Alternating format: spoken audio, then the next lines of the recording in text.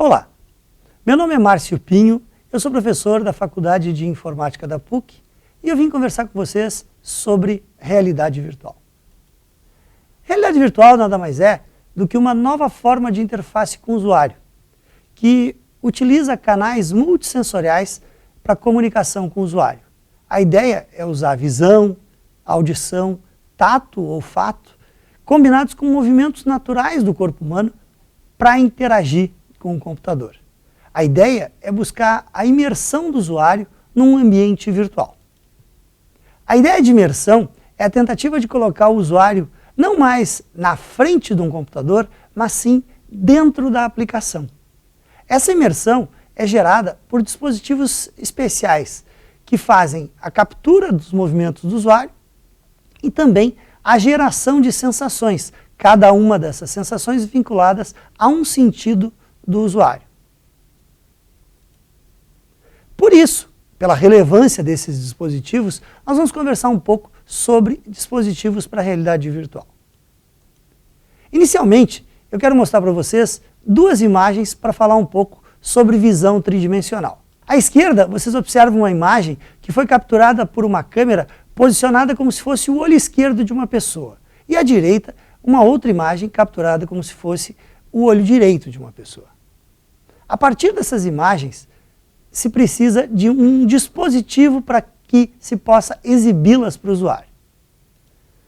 O primeiro tipo de dispositivo que eu gostaria de conversar com vocês são os óculos 3D, que utilizam duas tecnologias. O primeiro dispositivo são os Stereo Glasses. Eles utilizam um monitor convencional ou uma tela e são exibidas nesta tela as duas imagens, uma de cada olho. São mais comuns em cinema e em TV, e o papel do óculos, nesse caso, é garantir que cada olho consiga enxergar somente a imagem designada para aquele olho. O segundo tipo de óculos 3D são os capacetes de realidade virtual. Nesses, existem duas telas, uma para cada olho. Eles são mais comuns em laboratórios de pesquisa e ambientes de jogos. Neste óculos que eu vou mostrar para vocês, vocês conseguem enxergar os dois monitores que apresentam as imagens, uma para cada olho. Outro dispositivo importante em realidade virtual são os rastreadores de movimento. Eles funcionam como se fossem GPS, para pequenas distâncias, da ordem de centímetros. A ideia é que eles servem para permitir a interpretação dos movimentos do usuário. Eles usam tecnologias as mais variadas, por exemplo, rastreadores magnéticos, que usam campos magnéticos para capturar o movimento do usuário, rastreadores mecânicos que ficam presos ao corpo do usuário e se movimentam na medida em que o usuário se move, e os rastreadores ópticos, que são os mais comuns atualmente. No vídeo que eu vou mostrar para vocês aqui, vocês vão poder observar um usuário caminhando sobre uma esteira. Nas pernas desse usuário foram colocadas pequenas esferas, que nós chamamos de marcadores. A partir da imagem daqueles marcadores, é possível recriar o movimento do usuário num ambiente virtual, como esse que vocês estão vendo no vídeo. A partir desse movimento, se pode tanto reproduzir o movimento que aquele usuário está realizando, como também transportar esse movimento para um personagem virtual. Outro dispositivo importante em realidade virtual são as luvas de entradas de dados. Elas podem ser baseadas em articulações mecânicas, como na imagem que vocês veem à esquerda, ou então em luvas que usam sensores de flexão. Nestas luvas, se colocam sensores de flexão nas costas da mão, sobre os dedos, de maneira a capturar a flexão dos dedos. Essa luva, ela possui sensores de flexão nesta região aqui e permite então que se capture a flexão dos dedos. Vou conversar um pouquinho com vocês sobre as aplicações de realidade virtual. Eu vou me focar aqui nas aplicações que nós desenvolvemos no laboratório do grupo de realidade virtual da PUC. A primeira aplicação diz respeito à área de medicina. Nós desenvolvemos um ambiente virtual para treinamento de alunos no atendimento de emergências médicas. Nesse ambiente virtual, o aluno pode interagir com um avatar de um paciente, como esse que vocês veem à esquerda do vídeo, e conversando com esse avatar, obter um diagnóstico desse paciente. Além disso, é possível atender um manequim fazendo a ausculta cardíaca e a ausculta pulmonar num manequim como esse que vocês veem à direita do vídeo. Outra área na qual nós trabalhamos algumas aplicações de realidade virtual é a área de psicologia, em especial para o tratamento de fobias. Um dos ambientes virtuais que vocês veem aqui, esse à esquerda, simula uma agência bancária.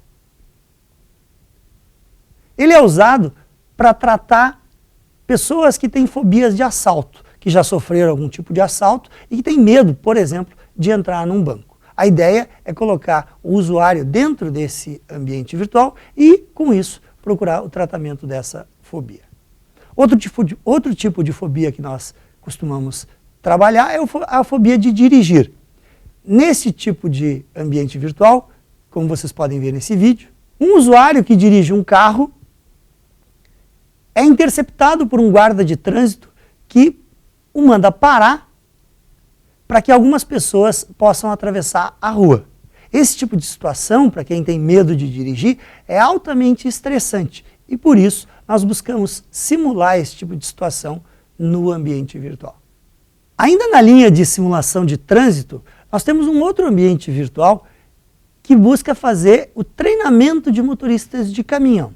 A ideia é que num ambiente virtual nós podemos fazer com que esse motorista vivencie situações que são difíceis ou perigosas de fazê-lo vivenciar num ambiente real.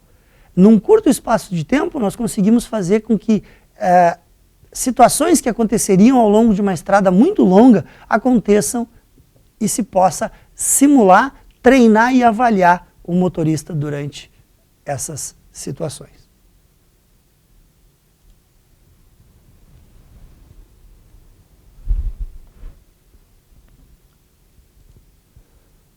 Outra área em que nós temos trabalhado é a área de simulação para odontologia. Nesse vídeo, vocês observam um usuário utilizando uma broca de dentista, uma caneta daquelas que os dentistas usam em consultório, e fazendo a abertura coronária de um dente virtual. E ele tem na mão dele a sensação de que está trabalhando sobre um dente real. Enquanto ele trabalha sobre esse dente virtual, o que ele enxerga é uma cena como essa, como vocês estão vendo aqui. Um dente virtual sendo aberto, né, com a broca virtual. Quem tiver interesse em saber um pouco mais sobre realidade virtual, aqui está o meu e-mail e a página do grupo de realidade virtual da PUC. Pode nos consultar e a gente vai ter o maior prazer em conversar com vocês.